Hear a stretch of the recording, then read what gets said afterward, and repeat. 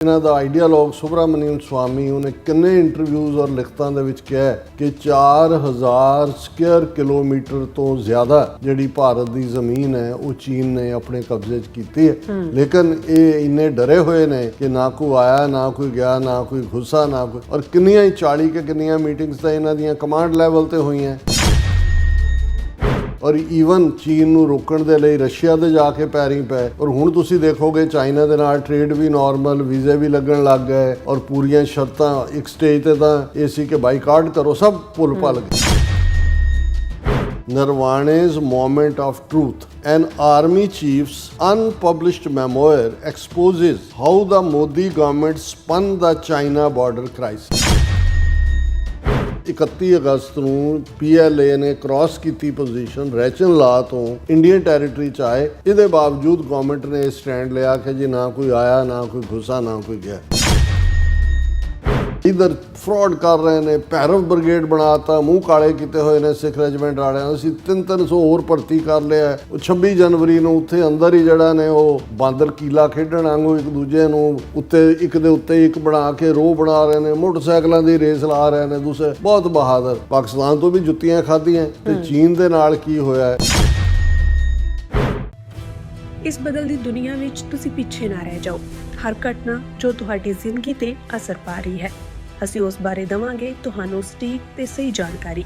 ਤੁਹਾਡਾ ਆਪਣਾ ਹੱਕ ਸੱਚ ਦੀ ਆਵਾਜ਼ TV84 ਦੇ ਨਾਲ ਜੁੜਨ ਲਈ ਆਪਣਾ ਫੋਨ ਚੁੱਕੋ ਤੇ ਐਪ ਸਟੋਰ ਵਿੱਚ ਜਾ ਕੇ ਡਾਊਨਲੋਡ ਕਰੋ TV84 ਦੀ ਨਵੀਂ ਐਪ। ਇਸ ਐਪ ਤੇ ਤੁਸੀਂ ਦੇਖ ਸਕਦੇ ਹੋ 24 ਘੰਟੇ TV84 ਦਾ ਲਾਈਵ ਚੈਨਲ ਅਤੇ ਨਾਲ ਹੀ ਪੰਜ ਪੰਜਾਬ ਅਤੇ ਦੁਨੀਆ ਭਰ ਦੀਆਂ ਅਹਿਮ ਖਬਰਾਂ। ਫਿਰ ਦੇਰ ਕਿਸ ਗੱਲ ਦੀ, ਹੁਣੇ ਡਾਊਨਲੋਡ ਕਰੋ TV84 ਦੀ ਨਵੀਂ ਐਪ।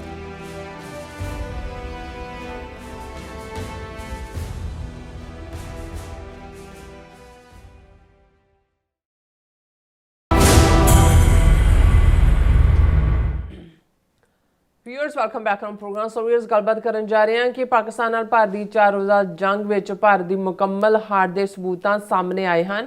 ਪਰ ਹੁਣ ਇਹ ਤੱਥ ਵੀ ਸਾਹਮਣੇ ਆਇਆ ਹੈ ਕਿ ਚੀਨ ਵੱਲੋਂ 2020 ਵਿੱਚ ਕੀਤੇ ਗਏ ਹਮਲੇ ਦੌਰਾਨ ਮੋਦੀ ਸਮੇਤ ਸਾਰੀ ਸਰਕਾਰ ਨੇ ਮੋਕ ਮਾਰੀ ਸੀ। ਇਸ ਦਾ ਇੰਕਸ਼ਾਫ ਭਾਰਤ ਦੇ ਉਸ ਵੇਲੇ ਦੇ ਫੌਜੀ ਮੁਖੀ ਨਰਵਾਣੇ ਵੱਲੋਂ 2 ਸਾਲ ਪਹਿਲਾਂ ਲਿਖੀ ਪੁਸਤਕ ਵਿੱਚ ਕੀਤਾ ਗਿਆ ਸੀ, ਜਿਸ ਨੂੰ ਭਾਰਤ ਸਰਕਾਰ ਨੇ ਕਦੇ ਵੀ ਛਪਣ ਨਹੀਂ ਦਿੱਤਾ। ਸੋ ਹੁਣ ਇਹ ਤੱਥ ਜਿਹੜਾ ਸਾਹਮਣੇ ਆਇਆ। ਸੋ ਇਸ ਬਾਰੇ ਆਪਾਂ ਗੱਲਬਾਤ ਕਰਨ ਜਾ ਰਹੇ ਹਾਂ। ਸੋ ਅਸੀਂ ਚਾਹਾਂਗੇ ਕਿ ਤੁਸੀਂ ਇਸੇ ਤਰ੍ਹਾਂ ਬਣੇ ਰਹਿਣਾ, ਦੇਖਣ ਸੁਣਨ ਲਈ ਜਾਂ ਲਿਖਣ ਲਈ। ਤੁਹਾਡਾ ਸਭ ਦਾ ਬਹੁਤ ਬਹੁਤ ਧੰਨਵਾਦ। ਕੀ ਡਾਕਟਰ ਸਾਹਿਬ ਕੀ ਵਿਚਾਰਾਂ ਨੇ? ਦੇਖੋ, ਸਾਨੂੰ ਇਸ ਗੱਲ ਦੀ ਖੁਸ਼ੀ ਹੈ ਕਿ ਜਿਹੜੇ ਤੱਥ ਵਕਤ ਪਾ ਕੇ ਵੀ ਭਾਵੇਂ ਸਾਹਮਣੇ ਆ ਰਹੇ ਨੇ, ਜਿਨ੍ਹਾਂ ਨੂੰ ਭਾਰਤ ਦੀ ਹਕੂਮਤ ਨੇ, ਉਹਨਾਂ ਦੇ ਦਰਬਾਰੀ ਮੀਡੀਆ ਨੇ ਸਪਿਨ ਦੇ ਕੇ ਐਜ਼ ਏ ਵਿਕਟਰੀ ਪੇਸ਼ ਕੀਤਾ। ਉਹ ਬੇਸ਼ੱਕ 4 ਰੋਜ਼ਾ ਪਾਕਿਸਤਾਨ ਦੇ ਨਾਲ 7, 8, 9, 10 ਮਈ ਨੂੰ ਟਕਰਾ, ਜਿਹਨੂੰ ਇਹਨਾਂ ਨੇ ਖੁਦ ਮੋਦੀ ਨੇ ਕੋਡ ਨੇਮ ਆਪਰੇਸ਼ਨ ਸੰਦੂਰ ਦਿੱਤਾ। ਉਸ ਦੀ ਹਕੀਕਤ ਜਦੋਂ ਹੁਣ ਅਸੀਂ 6-7 ਮਹੀਨੇ ਬਾਅਦ ਦੇਖਦੇ ਹਾਂ ਕਿ ਇਹ ਜੱਗ ਨੂੰ ਜਾਣਦਾ ਹੈ, ਵਰਲਡ ਨੋਨ ਹੈ ਕਿ ਕਿਵੇਂ ਪਾਕਿਸਤਾਨ ਨੇ ਸਕੇਅਰਲੀ ਬੀਟ ਕੀਤਾ ਭਾਰਤ ਨੂੰ। ਹੁਣ ਜਦੋਂ ਗਲਵਾਨ ਦਾ ਵਾਕਿਆ ਹੋਇਆ, ਉਦੋਂ ਹਾਲਾਂਕਿ ਅਪ੍ਰੈਲ 2020 ਦੇ ਵਿੱਚ ਆਲਰੇਡੀ ਜਿਹੜਾ ਉਹ ਪਹਿਲਾ ਕੇਸ ਡਿਟੈਕਟ ਹੋਇਆ ਸੀ, ਜਿਹੜਾ COVID-19 ਦਾ, ਜਿਹਨੂੰ ਵੁਹਾਨ ਵਾਇਰਸ ਦਾ ਨਾਂ ਦਿੱਤਾ ਗਿਆ। ਔਰ ਪ੍ਰੈਜ਼ੀਡੈਂਟ ਟਰੰਪ ਦੀ ਉਹ ਟਰਮ ਚੱਲ ਰਹੀ ਸੀ ਫਸਟ ਟਰਮ ਦੇ ਵੇਲੇ, ਔਰ ਪ੍ਰੈਜ਼ੀਡੈਂਟ ਟਰੰਪ ਨੇ ਉਹਨੂੰ ਚਾਈਨੀਜ਼ ਵਾਇਰਸ ਔਰ ਦੂਸਰਾ ਤੀਸਰਾ ਵੀ ਜਿਹੜਾ ਨਾਂ ਦਿੱਤਾ। ਔਰ ਇਹ ਵੀ ਆਇਆ ਕਿ ਜੀ ਸ਼ਾਇਦ ਡੈਲੀਬਰੇਟਲੀ ਚਾਈਨਾ ਨੇ ਇਹਨੂੰ ਐਜ਼ ਏ ਬਾਇਓਲੋਜੀਕਲ ਵੈਪਨ ਇਸਤੇਮਾਲ ਕੀਤਾ। ਸੋ ਇਸ ਸਾਰੀ ਡਿਬੇਟ ਔਰ ਦੂਸਰੇ ਦੇ ਵਿੱਚ ਜਦੋਂ ਕਿ ਆਲਰੇਡੀ ਭਾਰਤ ਦੇ ਵਿੱਚ ਵੀ ਇਸ ਦਾ ਸਪਰੈਡ ਅਜੇ ਸ਼ੁਰੂ ਹੀ ਹੋਇਆ ਸੀ, ਬਾਅਦ ਦੇ ਵਿੱਚ ਤਾਂ ਬਹੁਤ ਵਰਸਟ ਫਾਰਮ 'ਚ ਰਿਹਾ। ਉਸ ਪੀਰੀਅਡ ਦੇ ਵਿੱਚ ਹੀ ਚਾਈਨਾ ਨੇ, ਉਸ ਤੋਂ ਪਹਿਲਾਂ 2017 ਦੇ ਵਿੱਚ ਜਿਹੜਾ ਡੋਕਲਾਮ ਕ੍ਰਾਈਸਿਸ ਇੰਡੀਆ ਨੇ ਖੜਾ ਕੀਤਾ, ਕਿਉਂਕਿ ਡੋਕਲਾਮ ਦੇ ਵਿੱਚ ਚਾਈਨਾ ਦੇ ਨਾਲ ਭਾਰਤ ਦਾ ਬਾਰਡਰ ਨਹੀਂ ਲੱਗਦਾ, ਭੂਟਾਨ ਦਾ ਲੱਗਦਾ। ਅਤੇ ਭੂਟਾਨ ਜਿਹੜਾ ਆਲਮੋਸਟ ਭਾਰਤ ਦੀ ਹੀ ਇੱਕ ਡੋਮੀਨੀਅਨ ਸਟੇਟ ਹੈ। ਉਹਨਾਂ ਦੀ ਫੋਰਨ ਪਾਲਿਸੀ ਵੀ ਉਹੀ ਡਿਸਾਈਡ ਕਰਦੇ ਨੇ, ਐਮਬੈਸੀ ਵੀ ਉਹਨਾਂ ਦੀ ਦਿੱਲੀ ਦੇ ਵਿੱਚ ਭਾਰਤੀ ਮਿਨਿਸਟਰੀ ਰਨ ਕਰਦੀ ਹੈ। ਸੋ ਇਹਨਾਂ ਨੇ ਡੋਕਲਾਮ ਦੇ ਵਿੱਚ ਵੀ ਚਕਚਕਾ ਕੇ ਜਿਹੜਾ ਉਹ ਚਾਈਨਾ ਦੇ ਸਾਹਮਣੇ ਉਹਨੂੰ ਰੋਕਣ ਦੀ ਕੋਸ਼ਿਸ਼ ਕੀਤੀ ਫੌਜ ਔਰ ਦੂਜੇ ਤੀਜੇ ਰਾਹੀਂ, ਪਰ ਬਾਅਦ ਦੇ ਵਿੱਚ ਸਾਹਮਣੇ ਆਇਆ। ਔਰ ਹੁਣ ਤਾਂ ਸੈਟੇਲਾਈਟ ਇਮੇਜਿਸ ਇਹ ਦੱਸਦੇ ਨੇ ਕਿ ਬੜੀ ਖੱਜਲ ਖੁਆਰੀ ਤੋਂ ਬਾਅਦ 8-10 ਮਹੀਨੇ ਰੌਲਾ ਪਾ ਕੇ ਜਾਂ ਦੂਜਾ ਇਹਨਾਂ ਨੇ ਆਪਣੀ ਪੋਜੀਸ਼ਨ ਵਿਦਡਰਾ ਕੀਤੀ ਤੇ ਚਾਈਨਾ ਜਿੱਥੋਂ ਤੱਕ ਆਇਆ ਸੀ ਉੱਥੇ ਤੱਕ ਉਹਨਾਂ ਨੇ ਪੱਕੀਆਂ ਆਪਣੀਆਂ ਛਾਉਣੀਆਂ ਕੰਟੋਨਮੈਂਟ ਫੌਜੀ ਜੋ ਉਹਨਾਂ ਦਾ ਚਾਈਨਾ ਦਾ 2017 ਦੇ ਵਿੱਚ ਡੋਕਲਾ ਮਿਸ਼ਨ ਸੀ ਉਹ ਮਿਸ਼ਨ ਅਕੰਪਲਿਸ਼ਡ। ਹੁਣ 2020 ਦੇ ਵਿੱਚ ਜਿਹੜਾ ਵਾਕਿਆ ਅਪ੍ਰੈਲ ਦੇ ਮਹੀਨੇ ਦੇ ਵਿੱਚ ਹੁੰਦਾ ਹੈ ਔਰ ਫਿਰ ਅਸੀਂ ਜੂਨ ਦੇ ਵਿੱਚ ਉਸ ਦਾ ਵਰਸਟ ਪਾਰਟ ਦੇਖਦੇ ਹਾਂ ਔਰ ਜਿਹਦੇ 'ਚ ਫਿਰ ਇਹ ਆਇਆ ਕਿ ਭਾਈ ਭਾਰਤ ਔਰ ਇਹ ਜੂਨ ਦਾ ਵਾਕਿਆ ਹੈ ਕਿ ਭਾਰਤ ਔਰ ਚੀਨ ਦੇ ਫੌਜੀਆਂ ਦੇ ਵਿਚਕਾਰ ਭਾਵੇਂ ਕੋਈ ਗੋਲੀ ਨਹੀਂ ਚੱਲੀ ਪਰ ਡੰਡਿਆਂ ਦੇ ਨਾਲ ਔਰ ਹੱਥੋਂ ਪਾਈ ਦੇ ਵਿੱਚ ਜਿਹੜਾ ਉਹਨਾਂ ਨੇ 20 ਭਾਰਤ ਦੇ ਫੌਜੀ ਜਿਨ੍ਹਾਂ ਦੇ ਵਿੱਚ ਆਲਾ ਆਫੀਸਰ ਵੀ ਸ਼ਾਮਲ ਸੀ ਮਾਰੇ ਗਏ 8 ਕੇ 10 ਜਿਨ੍ਹਾਂ 'ਚ ਉਹਨਾਂ ਦਾ ਲੈਫਟੀਨੈਂਟ ਕਰਨਲ ਲੈਵਲ ਦੇ ਬੰਦੇ ਸੀ ਚਾਈਨਾ ਨੇ ਪ੍ਰਿਜ਼ਨਰ ਆਫ ਵਾਰ ਲੈ ਔਰ ਬਾਅਦ ਦੇ ਵਿੱਚ ਜਿਹੜੇ ਨੇ ਉਹ ਕੁਛ ਦੇਰ ਬਾਅਦ ਉਹਨਾਂ ਨੇ ਛੱਡਿਆ ਸੋ ਚਾਈਨਾ ਨੇ ਐਡਵਾਂਸ ਕੀਤਾ ਉਸ ਫਿਰ ਇਹ ਲਗਾਤਾਰਤਾ ਨਾਲ ਆਇਆ ਕਿ ਭਾਈ ਉਹਨਾਂ ਨੇ ਪੈਂਗੋਂਗ ਸੋ ਲੇਕ ਫਿਰ ਉਹਨਾਂ ਦਾ ਈਸਟਰਨ ਲਦਾਖ ਤੋਂ ਚਾਈਨਾ ਨੇ ਜਿਹੜੇ ਕਿੰਨੇ ਇਹਨਾਂ ਦੇ ਪੈਟਰੋਲਿੰਗ ਪੁਆਇੰਟ ਸੀ 7 ਜਾਂ 8 ਉਹਨਾਂ ਦੇ ਉੱਤੇ ਕਬਜ਼ਾ ਕੀਤਾ ਔਰ ਇੰਡੀਅਨ ਆਰਮੀ ਜਿਹੜੀ ਆ ਪੈਟਰੋਲ ਨਹੀਂ ਸੀ ਕਰ ਸਕਦੀ ਡੈਪਸੋਂਗ ਦੇ ਵਿੱਚ ਪੈਂਗੋਂਗ ਸੋ ਲੇਕ 'ਚ ਲੇਕਿਨ ਇਸ ਸਾਰੇ ਪੀਰੀਅਡ 'ਚ ਇੰਡੀਅਨ ਪ੍ਰਾਈਮ ਮਿਨਿਸਟਰ ਔਰ ਦੂਸਰੇ ਜਿਹੜੇ ਨੇ ਉਸ ਦੇ ਇਹ ਲਫ਼ਜ਼ ਸੀ ਨਾ ਕੋਈ ਆਇਆ ਨਾ ਕੋਈ ਗਿਆ ਨਾ ਕੋਈ ਘੁੱਸਾ ਔਰ ਕੁਝ ਵੀ ਨਹੀਂ ਹੋਇਆ ਔਰ ਇਹੀ ਪੋਜੀਸ਼ਨ ਉਹਨਾਂ ਦੀ ਪਾਰਲੀਮੈਂਟ 'ਚ ਕਦੇ ਇਸ ਇਸ਼ੂ ਤੇ ਡਿਬੇਟ ਨਹੀਂ ਹੋਈ। ਉਹੀ ਬੀਜੇਪੀ ਜਿਹੜੀ ਹਮੇਸ਼ਾ ਨਹਿਰੂ ਨੂੰ ਇਸ ਗੱਲ ਦੇ ਲਈ ਦੋਸ਼ ਦਿੰਦੀ ਰਹੀ ਕਿ ਨਹਿਰੂ ਨੇ 38,000 ਕਿਤੇ 32,000 ਕੋਟ ਹੁੰਦਾ 38,000 ਸਕੁਅਰ ਕਿਲੋਮੀਟਰ ਟੈਰੀਟਰੀ ਚਾਈਨਾ ਦੇ ਹਵਾਲੇ ਕੀਤੀ 1962 ਦੇ ਵਿੱਚ ਕਿ ਉਹਦੇ 'ਚ ਦਮ ਹੀ ਨਹੀਂ ਸੀ ਔਰ ਹੁਣ ਤੱਕ ਵੀ ਜਦੋਂ ਨਹਿਰੂ ਦੇ ਨੈਗੇਟਿਵ ਪੁਆਇੰਟ ਗਿਣਾਏ ਜਾਂਦੇ ਨੇ ਐਜ਼ ਅ ਪ੍ਰਾਈਮ ਮਿਨਿਸਟਰ ਤਾਂ ਉਹਦੇ 'ਚ ਸਭ ਤੋਂ ਵੱਡਾ ਕਲੰਕ ਜਿਹੜਾ ਉਹ ਜੋੜਿਆ ਜਾਂਦਾ ਵੀ ਚਾਈਨਾ ਦੇ ਸਾਹਮਣੇ ਸਰੈਂਡਰ ਕੀਤਾ ਔਰ ਅਰੁਣਾਚਲ ਪ੍ਰਦੇਸ਼ ਜਿਹਨੂੰ ਅੱਜ ਚਾਈਨਾ ਵਾਲੇ ਸਾਊਥ ਤਿੱਬਤ ਕਹਿੰਦੇ ਨੇ ਔਰ ਉਸ ਨੂੰ ਉਹਨਾਂ ਨੇ ਲੈਣਾ ਹੀ ਲੈਣਾ ਈਵਨ ਚਾਈਨਾ ਨੇ ਉਹ ਕੰਕਰ ਵੀ ਕਰ ਲਿਆ ਸੀ ਪਰ ਉਹ ਖੁਦ ਹੀ ਖਾਲੀ ਕੀਤਾ ਉਹਨਾਂ ਨੇ ਜਾਂ ਵਨ ਸਾਈਡਡ ਉਹਨਾਂ ਨੇ ਜਿਹੜਾ ਸੀਜ਼ ਫਾਇਰ ਕੀਤਾ ਸੀ ਔਰ ਉਹ ਬੜੀ ਬੁਰੀ ਤਰ੍ਹਾਂ ਦੀ ਸ਼ਿਕਸਤ ਸੀ। ਨਹਿਰੂ ਉਸ ਤੋਂ ਬਾਅਦ ਜਿਹੜਾ ਲੰਬਾ ਵਕਤ ਜੀ ਨਹੀਂ ਸਕਿਆ ਅਕਤੂਬਰ ਨਵੰਬਰ 62 ਦੇ ਵਿੱਚ ਇਹ ਹੋਇਆ ਔਰ 27 ਮਈ 1964 ਨੂੰ ਉਹਦੀ ਮੌਤ ਹੋਈ। ਹਾਲਾਂਕਿ ਜਦੋਂ ਪਾਰਲੀਮੈਂਟ ਉਹ ਜਿਹੜੀ ਸਾਰੀ ਮੁਕਾਮ ਸੀ ਉਦੋਂ ਬਿਲਕੁਲ ਅਨਗਾਰਡਡ ਸੀ ਔਰ ਇਹ ਜਿਹੜੀ ਨਹਿਰੂ ਦੀ ਇੱਕ ਸਟੇਟਮੈਂਟ ਸੀ ਕਿ ਜੀ there is not even a blade of grass grows there it was true ਕੁਝ ਵੀ ਨਹੀਂ ਸੀ ਬਿਲਕੁਲ ਰੁੰਡ-ਮੁੰਡ ਪਹਾੜ ਸੀ ਔਰ ਕੁਝ ਵੀ ਨਹੀਂ ਸੀ। ਲੇਕਿਨ ਇਸ ਸਾਰੇ ਤੋਂ ਬਾਅਦ ਜਿੰਨਾ ਭਾਰਤ ਨੇ ਫੌਜੀ ਬਿਲਟਅਪ ਕੀਤਾ ਜਿਵੇਂ ਐਡਵਾਂਸਡ ਔਰ 62 ਤੋਂ ਲੈ ਕੇ ਹੁਣ 60 ਸਾਲ ਬਾਅਦ ਜੇ ਅਸੀਂ 2020 ਦੀ ਗੱਲ ਕਰੀਏ ਆਲਮੋਸਟ 60 ਸਾਲ ਹੋ ਜਾਂਦੇ ਨੇ 62 ਤੋਂ ਬਾਅਦ 58 ਸਾਲ ਇੰਨਾ ਬਿਲਟ ਇਹਨਾਂ ਦੀ 에ਅਰ ਫੋਰਸ ਦੂਜੇ ਤੀਜੇ ਹੁਣ ਤਾਂ ਇਹਨਾਂ ਨੂੰ ਜਿਵੇਂ ਪੂਰਾ ਲਲਕਾਰ ਰਹੇ ਸੀ ਚੀਨ ਨੂੰ ਜਾਂ ਦੂਜੇ ਕਿ ਜੀ ਉਹ ਸਾਰਿਆਂ ਨੂੰ ਇਹਨਾਂ ਦਾ ਇੰਨਾ ਕੁਝ ਹੁੰਦਿਆਂ ਐਗਜ਼ੈਕਟਲੀ ਹੋਇਆ ਕਿ 2020 ਦੇ ਵਿੱਚ ਔਰ ਈਵਨ ਇਹਨਾਂ ਦਾ ਆਈਡੀਆਲੋਗ ਸੁਬਰਾਮਨੀਅਮ ਸਵਾਮੀ ਉਹਨੇ ਕਿੰਨੇ ਇੰਟਰਵਿਊਜ਼ ਔਰ ਲਿਖਤਾਂ ਦੇ ਵਿੱਚ ਕਿਹਾ ਕਿ 4000 ਸਕੁਅਰ ਕਿਲੋਮੀਟਰ ਤੋਂ ਜ਼ਿਆਦਾ ਜਿਹੜੀ ਭਾਰਤ ਦੀ ਜ਼ਮੀਨ ਹੈ ਉਹ ਚੀਨ ਨੇ ਆਪਣੇ ਕਬਜ਼ੇ 'ਚ ਕੀਤੀ ਹੈ ਲੇਕਿਨ ਇਹ ਇੰਨੇ ਡਰੇ ਹੋਏ ਨੇ ਕਿ ਨਾ ਕੋਈ ਆਇਆ ਨਾ ਕੋਈ ਗਿਆ ਨਾ ਕੋਈ ਘੁੱਸਾ ਨਾ ਕੋਈ ਔਰ ਕਿੰਨੀਆਂ ਹੀ 40 ਕਿ ਕਿੰਨੀਆਂ ਮੀਟਿੰਗਸ ਤਾਂ ਇਹਨਾਂ ਦੀਆਂ ਕਮਾਂਡ ਲੈਵਲ ਤੇ ਹੋਈਆਂ ਔਰ ਈਵਨ ਚੀਨ ਨੂੰ ਰੋਕਣ ਦੇ ਲਈ ਰਸ਼ੀਆ ਦੇ ਜਾ ਕੇ ਪੈਰੀਂ ਪਏ ਔਰ ਹੁਣ ਤੁਸੀਂ ਦੇਖੋਗੇ ਚਾਈਨਾ ਦੇ ਨਾਲ ਟ੍ਰੇਡ ਵੀ ਨਾਰਮਲ ਵੀਜ਼ੇ ਵੀ ਲੱਗਣ ਲੱਗ ਗਏ ਔਰ ਪੂਰੀਆਂ ਸ਼ਰਤਾਂ ਇੱਕ ਸਟੇਜ ਤੇ ਤਾਂ ਇਹ ਸੀ ਕਿ ਬਾਈਕਾਟ ਕਰੋ ਸਭ ਭੁੱਲ ਭੱਲ ਗਏ। ਹੁਣ ਇਸ ਪੀਰੀਅਡ 'ਚ ਅੱਜ ਤੋਂ 2 ਸਾਲ ਪਹਿਲਾਂ ਇਹ ਮੀਡੀਆ ਦੇ ਵਿੱਚ ਆਇਆ ਕਿ ਵੀ ਜਿਹੜਾ ਉਸ ਵੇਲੇ ਦਾ ਫੌਜੀ ਚੀਫ ਸੀ ਜਨਰਲ ਨਰਵਾਣੇ ਵੀ ਉਹਨੇ ਪਰਮਿਸ਼ਨ ਲਈ ਹੈ ਕਿਤਾਬ ਲਿਖਣ ਦੀ ਔਰ ਉਹ ਕਿਤਾਬ ਮੈਮੋਇਰਸ ਜਿਹਨੂੰ ਅਸੀਂ ਕਹਿੰਦੇ ਹਾਂ ਆਪਣੀਆਂ ਯਾਦਾਂ ਉਹ ਲਿਖ ਰਿਹਾ।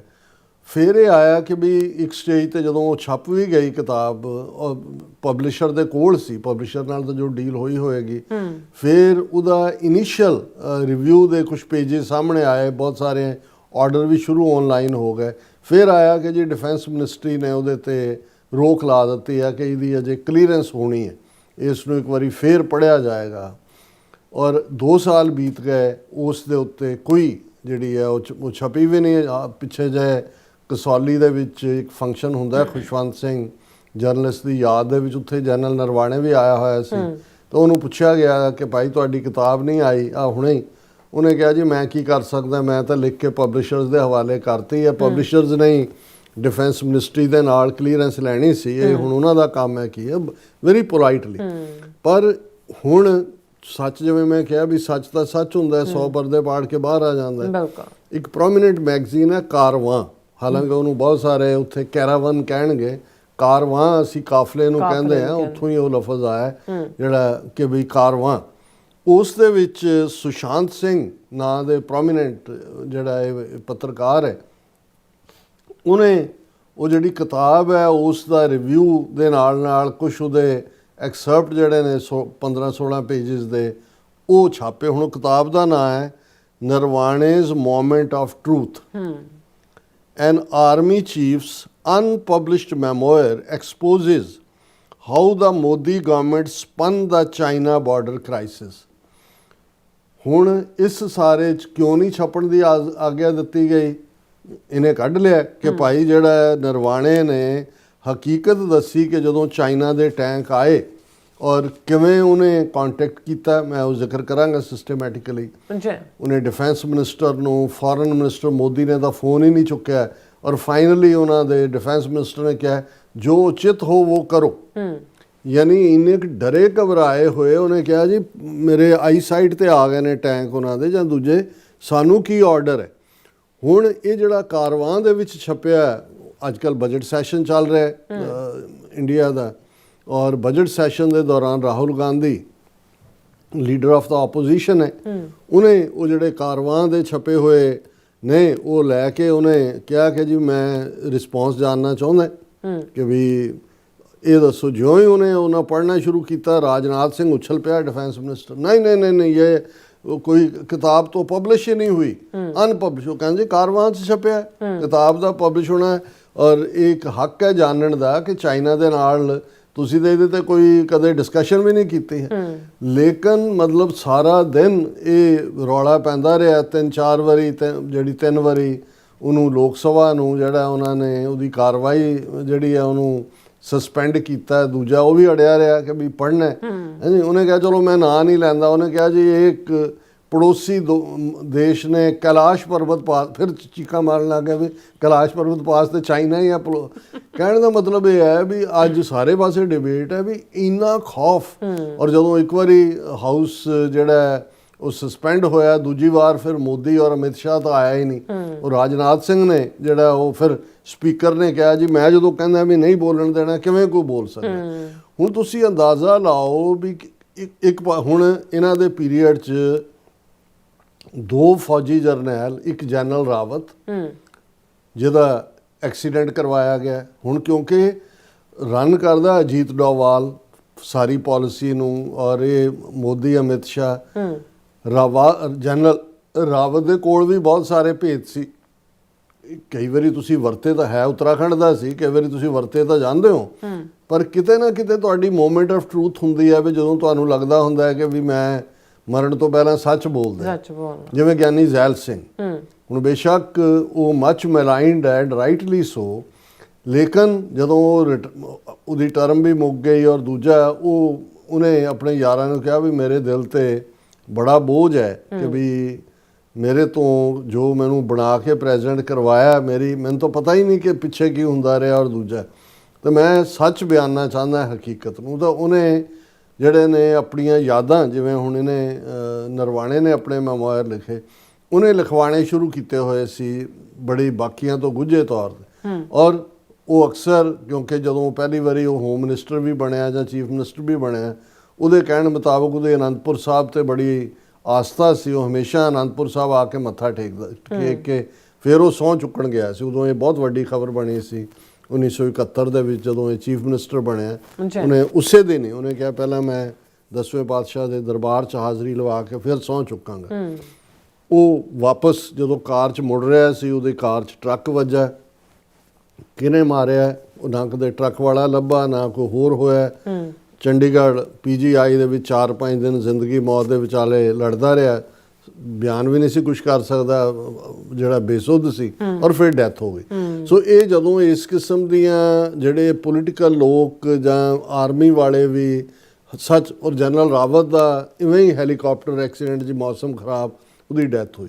ਹੁਣ ਇਹ ਦੂਸਰਾ ਜਨਰਲ ਨਰਵਾਣੇ, ਜਿਸ ਨੂੰ ਇਹਨਾਂ ਨੇ ਜਿਹੜਾ ਫੌਜੀ ਚੀਫ ਦੇ ਸਾਹਮਣੇ ਤਾਂ ਸਭ ਕੁਝ ਹੋ ਰਿਹਾ, ਹੁਣ ਉਹ ਇਹ ਕਹਿ ਰਿਹਾ, ਔਰ ਇਸ ਦੇ ਉੱਤੇ ਜਿਹੜਾ ਇੱਕ ਪਿਨ ਜਿਹੜਾ ਉਸ ਤੇ ਨਗੇਟ ਕੱਢੇ ਨੇ ਕਿ ਜਿਹੜਾ ਕਿ ਮੋਦੀ ਨੇ ਕਿਵੇਂ ਚਾਈਨਾ ਬਾਰਡਰ ਦੇ ਉੱਤੇ ਇਹ ਡਿਦਰਿੰਗ ਕੀਤੀ।